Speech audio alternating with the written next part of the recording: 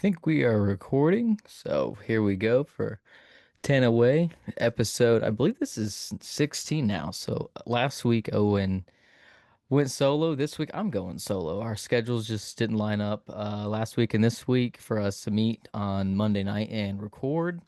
Last week, I don't remember what I was even doing on Monday night, but I know Tuesday we were going to try to make it happen. Didn't end up getting it done. I was busy at the car dealership. So I was out there for like 5 hours buying a new truck, but love the truck. Wish we could have done the podcast. It just didn't work out. This week, Owen is working some long hours. So, Nope, still here. I'm just being held against my will. Blake just really wanted to do it solo this week. So, that being said, though, I still have to edit this, and that gives me some creative liberties and creative choices. So, I went ahead and pre-recorded some audio bits that I'm just going to sprinkle in throughout. I have yet to actually listen to Blake's recording, so this should be fun. I hope you enjoy. hopefully, next week we'll be back to normal. But, anyways, let's get after it, man. So, episode 16. Here we go. Nice.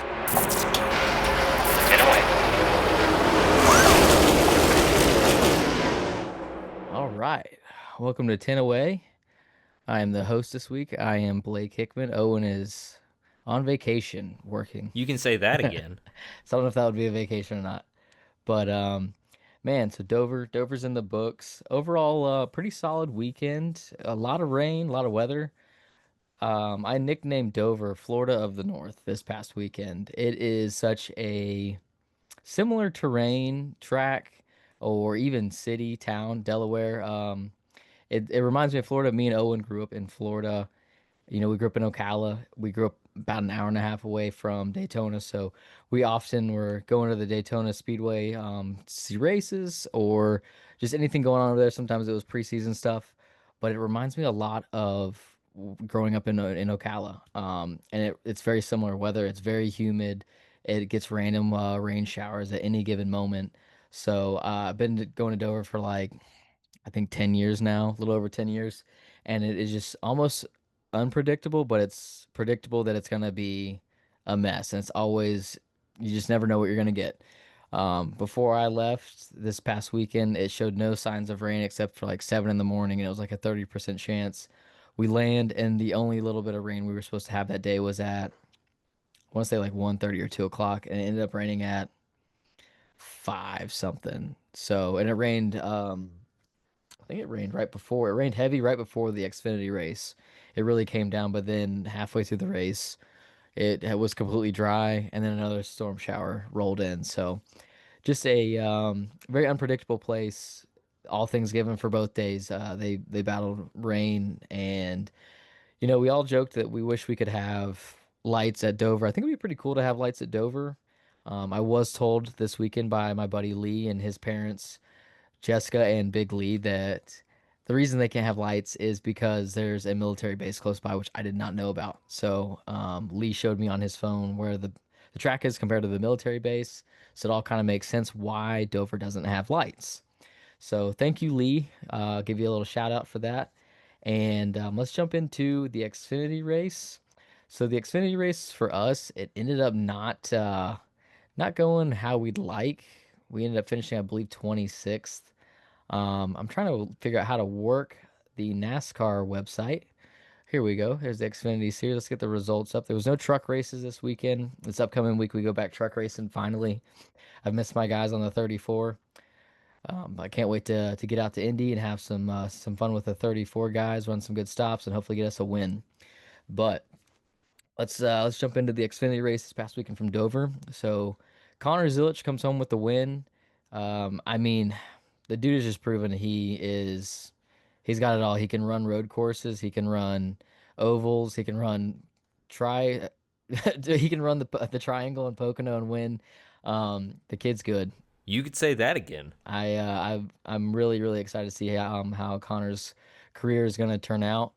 He can do it all, man. He's really talented. So I'm gonna pull this up and pull this over to the side. So Connor came home P1. Obviously, it was a rain shortened race. I think we had 60 something laps to go when the rain showed up and ultimately ended the race. They had talked for a little while about trying to end Trying to go back green, it didn't happen. We had a curfew. I think by 8:10, 8:20, we had to be waving the checkered flag. So all that given, it just wasn't meant to be. We ended up staying for the weather delay about the same length as the race would have ran. We were probably sitting there for about 30 minutes or so, 40 minutes before they called it. But yeah, Connor comes home P1, Eric Almirola P2, Brandon Jones, Justin Allgaier, Jesse Love, Ryan Sieg, Taylor Gray, Sheldon Creed, William Zawalich, and Christian Eckes. Harrison Burton was 11th, Sam Mayer was 12th, and Matt DiBenedetto, he finished 14th. Good job on the 99 guys. That's a small team.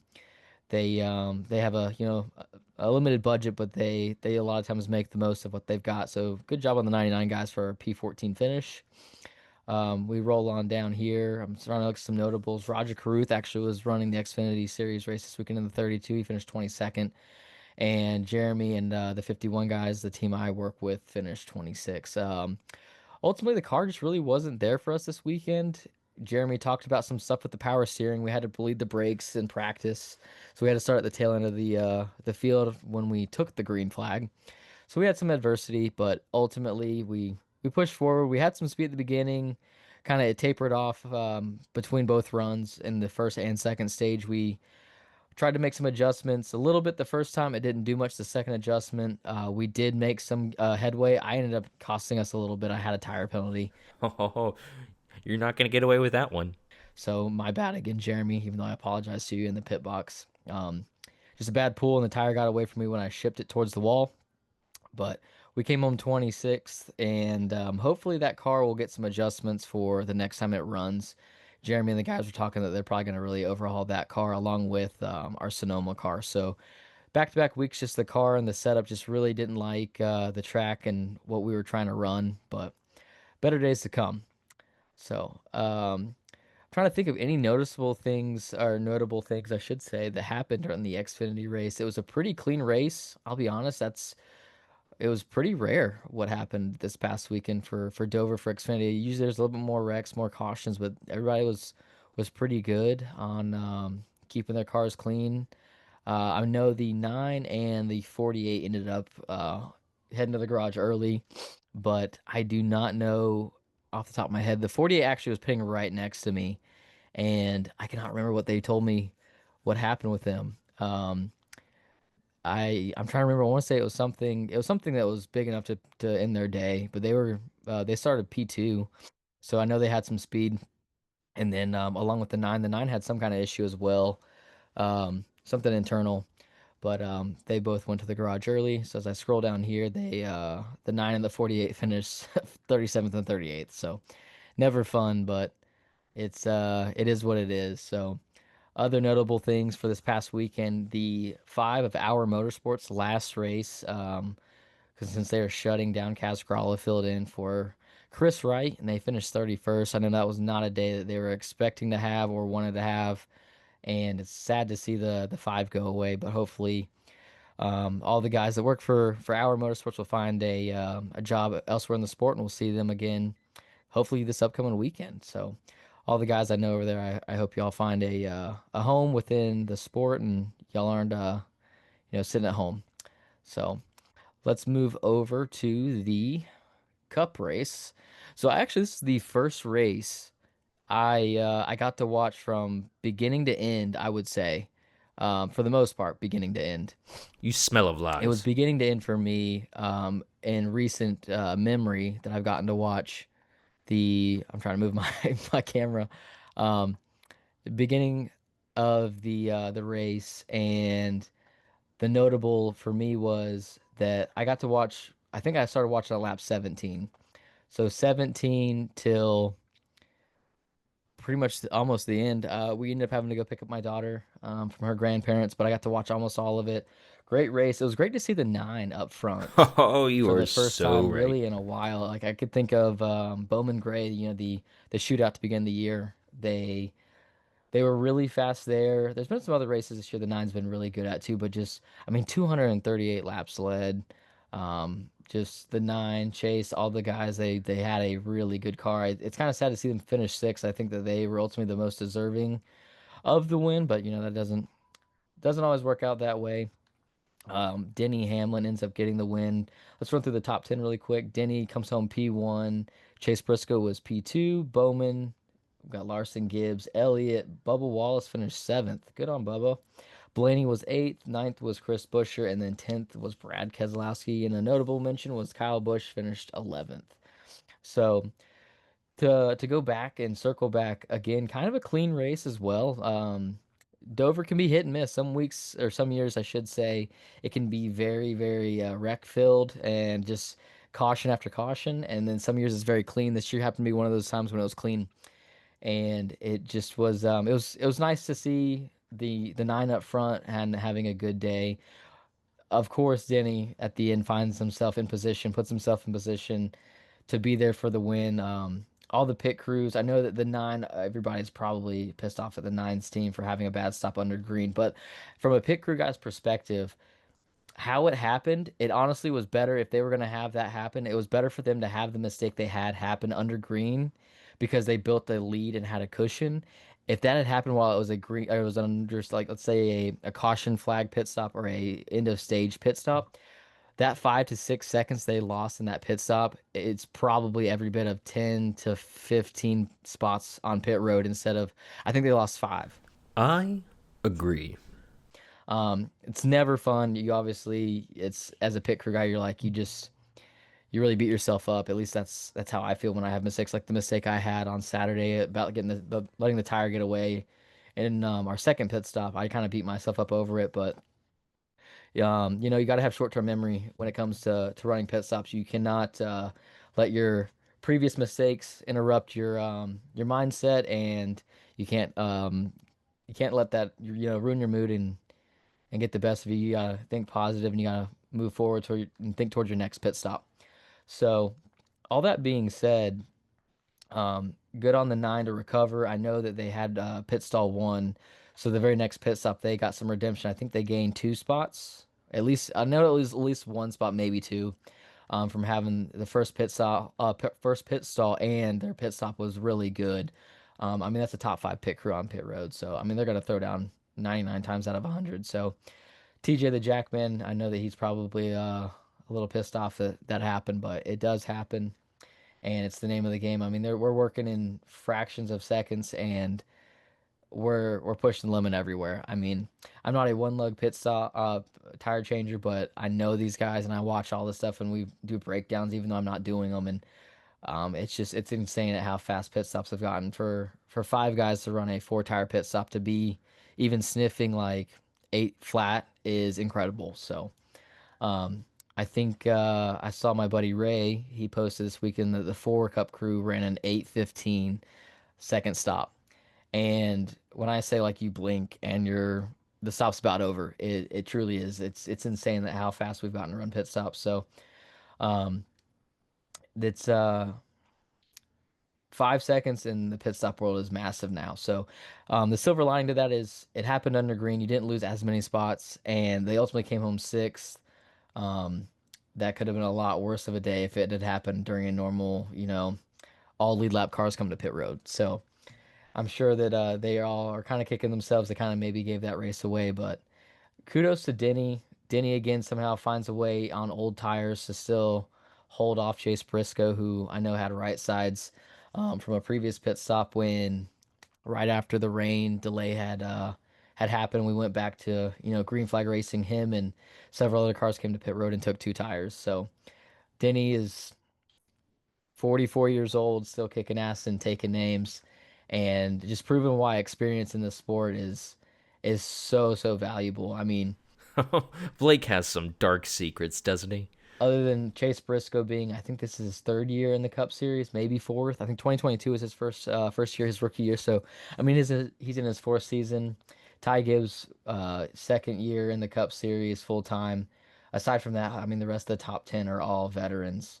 Tyler Reddick's also kind of a young one. He's 12th, but Brad Keselowski, Chris Busch, all these dudes have been in Cup Series racing for 8, 9 plus years. So, um, it's it goes hand in hand with how this car for this next gen car runs. It makes the entire field. Everybody talks about the level of competition now is so tough because of this car and how it is so hard to drive behind somebody else driving traffic. And I mean, Denny's just he's him, Kyle Larson, and probably Logano have, in my opinion, probably figured out this car the best.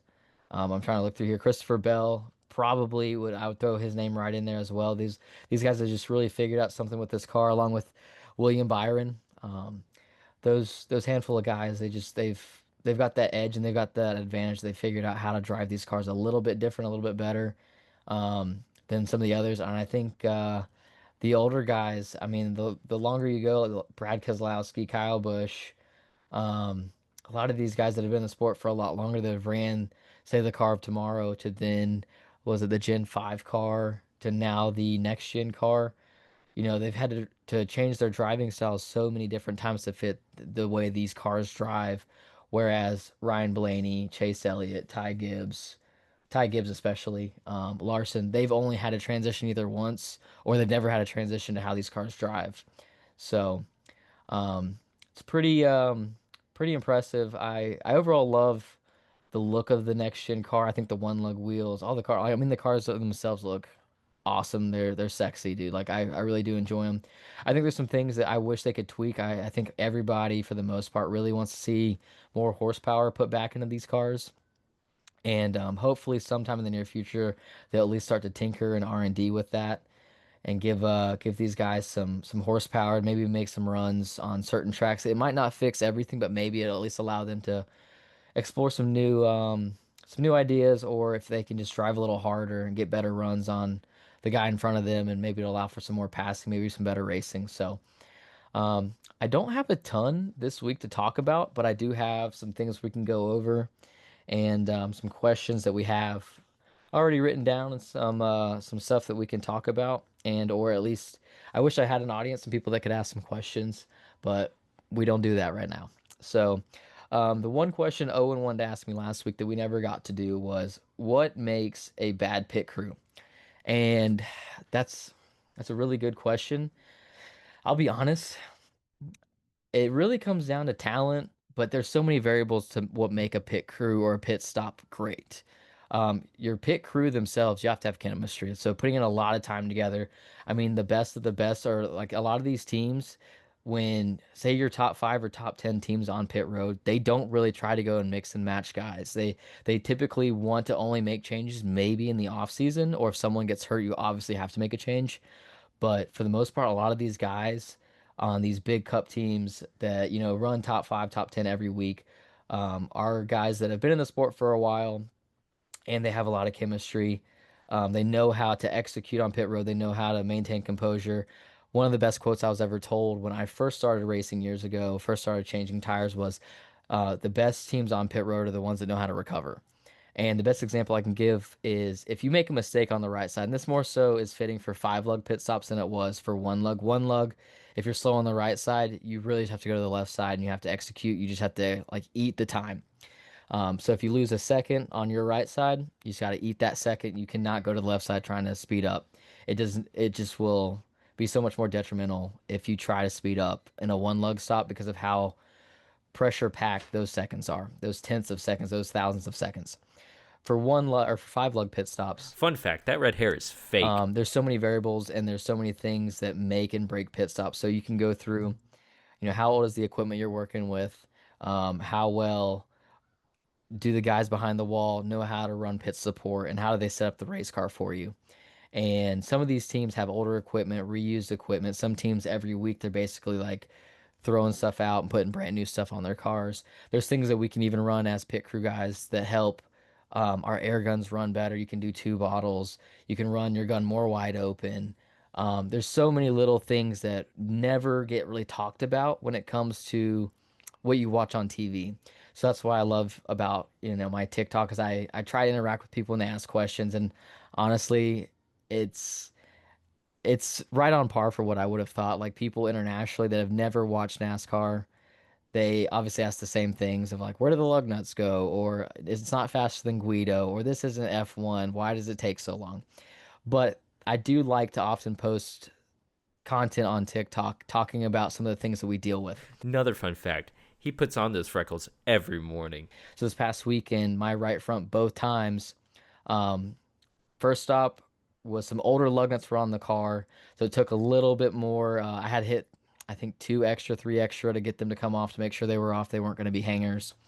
Um, but in that moment, I know my pit stops are going to be a little bit slower. And in the moment, I just have to accept that. We have to get through the first pit stop. Then we know we have brand new lugs on. I've now torqued them to what my air gun's going to torque the lug nuts to, and I can move forward with the next pit stop. We can then kind of readjust, and I can say, okay, I know that the right front might be really, really hot. There's a lot of brake heat. The brake heat also determines how these lug nuts come off. I mean, if you want to go a really fast on pattern, you're risking a loose wheel. And Dover and Bristol are probably the two tracks you do not want to even flirt with the idea of having looser lug nuts so they come off easier, because if you have a loose wheel here, within like 2 laps, your driver's gonna know and you're going down a lap for sure, if not 2 laps. So it's something you really don't want to flirt with. Trying to run a faster on pattern, you might as well be safe than sorry. But each driver drives differently too. That's something else that I've had to go through over the years is, how brand new or how clean and how new is your equipment you're working with? Do you have brand new lug nuts? Is the team torquing them to spec? Are they going a little bit over the edge? Are they torquing to say 90 foot-pounds instead of 75 is what we're supposed to torque each lug nut to? So there's so many things that make and break a pit stop that we have to adjust to in the blink of an eye. Like we jump off the wall, and I don't know how much brake Jeremy's using or Lane's using. Typically, I will say if I'm hearing like, "Hey, I'm tight," they're probably going to be using more front brake. If they're loose, they're probably trying to back up their corner.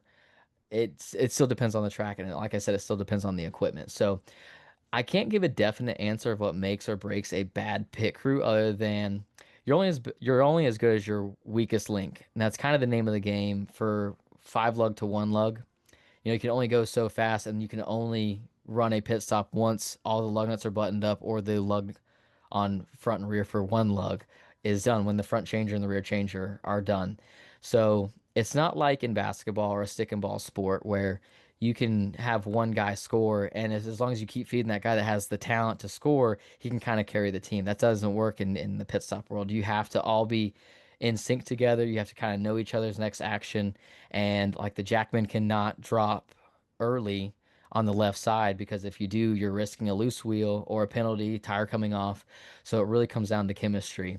Um, but that was the one quote that I remember when I was 18 years old, right when I got in the sport, was the best teams on pit road know how to recover. And like I said, if you lose a half a second, if you have to hit some extra lug nuts and five lug, you don't carry that to the left side. You do not panic. You go over there and you maintain your off pattern hand speed and your on pattern hand speed. It will all end up being okay. If you lose one spot, your crew chief every time will choose, I'd rather lose one spot or maintain than for you to try to speed up and you make a bigger mistake and cost us more spots or even the race. Like, heaven forbid you do have a loose wheel or the wheel comes off and now you're suspended for 2 races. It is not worth it.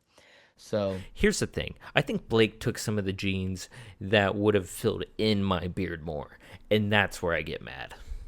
that's probably the best answer I could give you for what makes a bad pit crew. It really does come down to you're only as strong as your weakest link, and then the equipment and the team honestly sets you up for success at the race shop. When y'all have good studs, good lug nuts, the lug nuts are torqued to spec, and even if they have to make adjustments in tech before practice or qualifying, as long as they let you know ahead of time. So it's always about setting yourself up for success. So sorry if that was a long-winded answer, but that is exactly how I would probably answer, what makes or breaks a bad pit stop.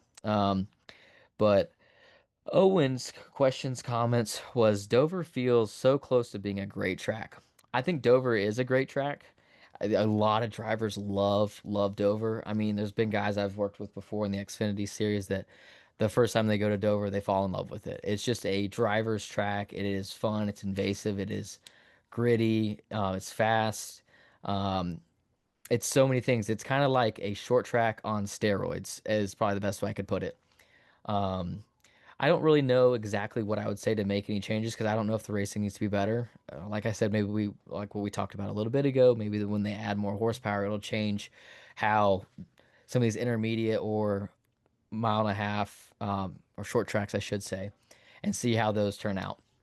So all that being said, it's really hard to see. I see Owen's point. Maybe more action, maybe more passing. I think a lot of it has to do with this aero blocking package that this car has that naturally just comes with it. So that's something that I could try to dig on some more and talk to some people in the industry and ask, like what would solve that problem. That way I can give a better answer. Hot take. I don't know how I feel about that one. But I've always liked Dover. Like I said, the only thing I dislike about Dover, it is Florida of the North. You never know when you're gonna get a random rain shower. And at any given moment, it is humid. I mean, 82 degrees up there the other day. 83 degrees felt like 93. It was miserable, muggy, and rain was it was always looming. So, all that being said, um, I love Dover, but let's see what some other questions we got here. Yes, I'll have a cage fry biscuit combo, a picnic sized fry, and a huge sweet tea. Oh, wrong mic. Stage racing, like or not like? Hmm. Let's see. Stage racing. I think as a pit crew guy, I like it. Mainly because I know I'm not a big planner, but I like knowing and being a little bit in control of like I know at this lap I'm gonna be getting ready to run a pit stop. I know at this next lap I'm gonna run a pit stop. So I think from a pit crew guy's perspective, I enjoy stage racing.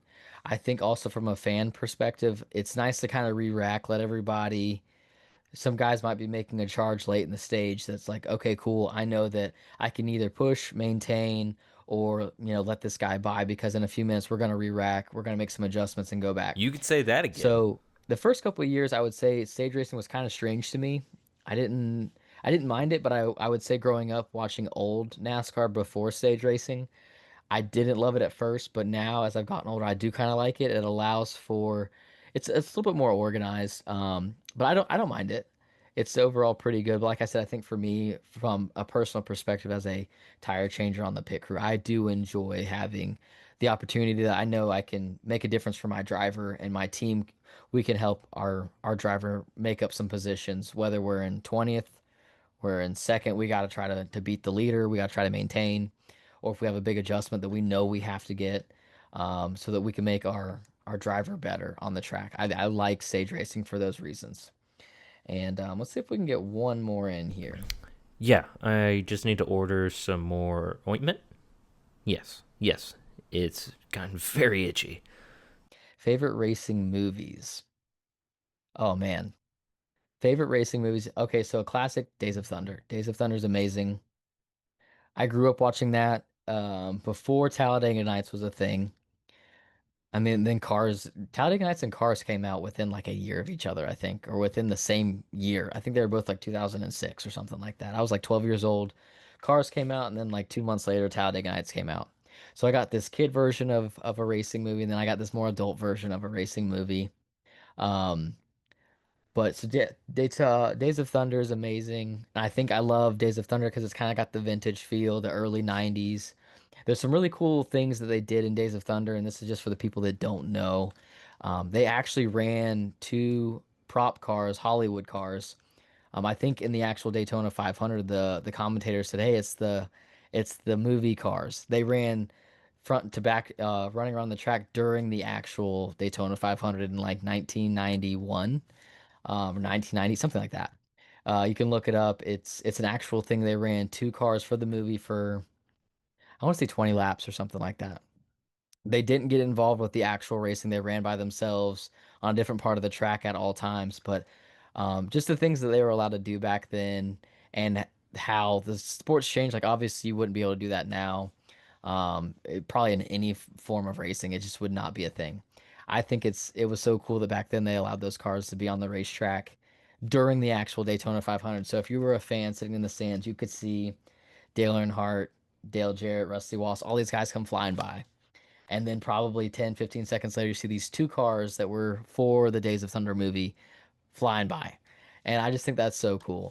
Um, but so Days of Thunder's up there. Talladega Nights, because I'm a huge comedy fan. I love comedy movies. Like, I mean, Step Brothers is probably my favorite comedy movie of all time. along with Talladega Nights and some other Will Ferrell movies, and then you can get into some other stuff. But Talladega Nights is up there for different reasons for some of the one-liners that even we use at the racetrack to this day. And then Cars. I mean, I was 12 when Cars came out, and Cars, ironically, let's circle back to a lot of people say, this is real life Guido on the TikTok videos, or people like, post pictures of Guido on the TikTok videos that I post of our pit stops. So it was very impactful, and it was just a big cornerstone for kids that didn't really watch racing, but it's internationally known. And then I'm trying to think. I haven't seen F1 yet. I saw Ford versus Ferrari, but it's been a few years, and I only watched it once. Very good movie. You could say that And then I'm again. trying to think of any other movies that really stand out to me. There's some documentaries that I like. I mean, I watched the Earnhardt documentary on Prime. That's not really a movie. And then I'm trying to think of anything else that isn't coming to mind. And if for some reason I'm drawing a blank, feel free to roast me in the comments. Blake's So, surprisingly good at um, pottery. yeah, I'm trying to think if we got anything else we can talk about. But aside from the racing this weekend, it was very clean. I thought it was an overall great, just if you love to spectate racing and just enjoy racing, I think that you really love Dover. And I think Dover always offers a great racing product for fans, whether that's a lot of cautions or if that's a lot of just good racing. So to round things up, I think it was awesome seeing the nine up front a lot this weekend. That looked like Chase of old, pre next gen car. I think him and several people really did struggle with the next gen car coming through, and it's just even the playing field so much. But really cool to see Chase back up there. I kind of wish he had been able to win, but it's the best driver and the best team don't always win. And cool to see Connor Zilic win on another track that's new to him. I know he's won road course, he won Pocono, and I think he's got another win somewhere else that I cannot think of for some reason. But good time. So I think Owen wanted to give me, or he has it written down for his scheme shoutouts this week. For the Cup Series, he had John Hunter Nemechek, Ryan Preece, and Bubba Wallace as his scheme shoutouts. I will say the 42 looked sweet. I did see that one before the getting to the track, what they had unveiled. The 42 Hertz car, dude, great job. Whoever at Legacy designed that, or if that was Hertz, that car was beautiful. I completely backed that car as being the scheme shoutout of the week. I don't think we have anything for the Xfinity cars. Xfinity was the 24 and the 5 for Owen.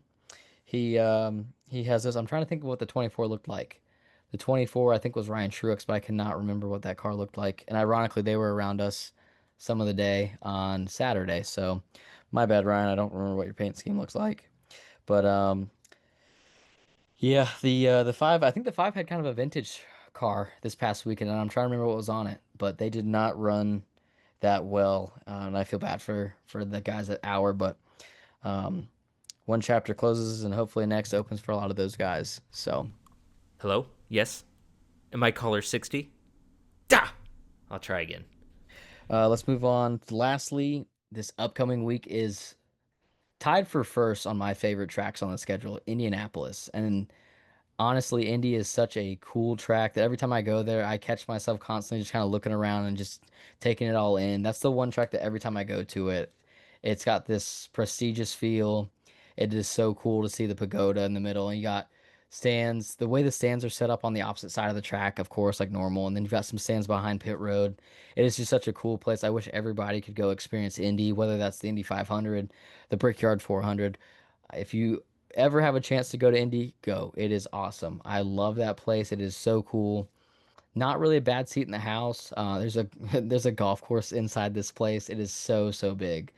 And if I could ever win at Indy, that would be a dream come true. That place is super cool. Trucks don't run at the actual Indianapolis Motor Speedway. They run at a smaller track about 15 minutes away, 10, 15 minutes away called IRP. It's right next to the drag strip. It's a short track. It's kind of flat. It's actually very flat, and it's got a pond in the middle of it. So, um, two vastly different types of racetracks. I mean, they're both flat. One's like 2.5 miles flat or 2 miles. I can't remember how big Indy is. I want to say it's 2.5 miles, and it's a giant rectangle. And then IRP is a small half-mile short track that's flat. It's a mini Milwaukee actually. Lane one at Milwaukee last year. Hopefully we can repeat. Maybe we're bringing back the same setup or something very similar to that. We'll have some good luck, some good pit stops, and we'll come away with a win. But I would love one day to see the trucks run the big track. I don't really know why we go to IRP every year. I'm not hating on it, but I wish we could run the big track with the truck series. I think that would be freaking awesome. So if anybody in NASCAR ever hears this, you know, I'm 100% all in on getting the trucks on the big track. I think that'd be super cool. So if that ever happens, I'll be a really happy guy. But until next time, that is 10 away with Blake. If y'all have any questions, leave them in the comments. Anything you want me to answer for next time, feel free to ask. And that's it for episode 16. 10 away. Nice. 5, 4, 3,